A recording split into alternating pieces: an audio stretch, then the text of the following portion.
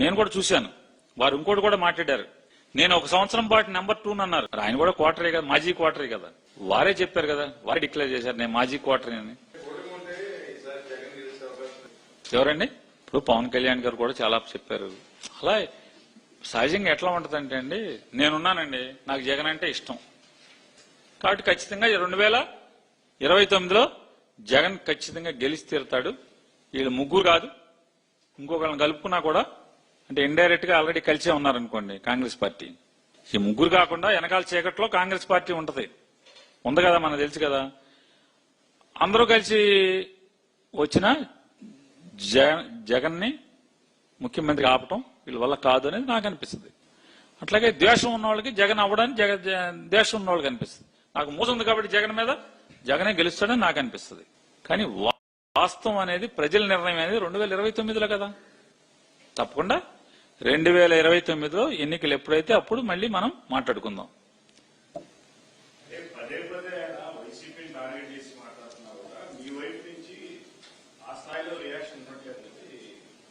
అంటే ఆ కాటా ఆ స్థాయిలో మీ కాటాలో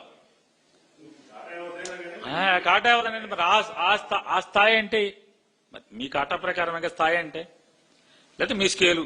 అది కాటా అంటే తూకమేనండి.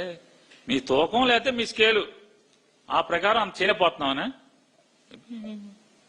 మీ బట్టి అదే అనుకోండి. ఏముంది పెద్ద పోరాటం చేయలేకపోయాం, అధికారం లేదు కదా, పోరాటం చేయలేకపోతున్నాం అనుకోండి. ఏముంది దాని గురించి? తప్పేముంది? ప్రజాస్వామ్య దేశంలో ఏ వ్యక్తి అభిప్రాయాన్ని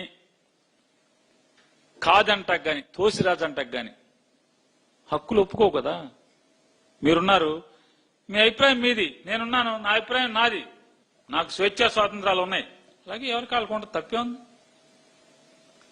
ఏదైనా కోరికలు వేరు, ఆశపట్టం వేరు, వాస్తవాలు వేరు.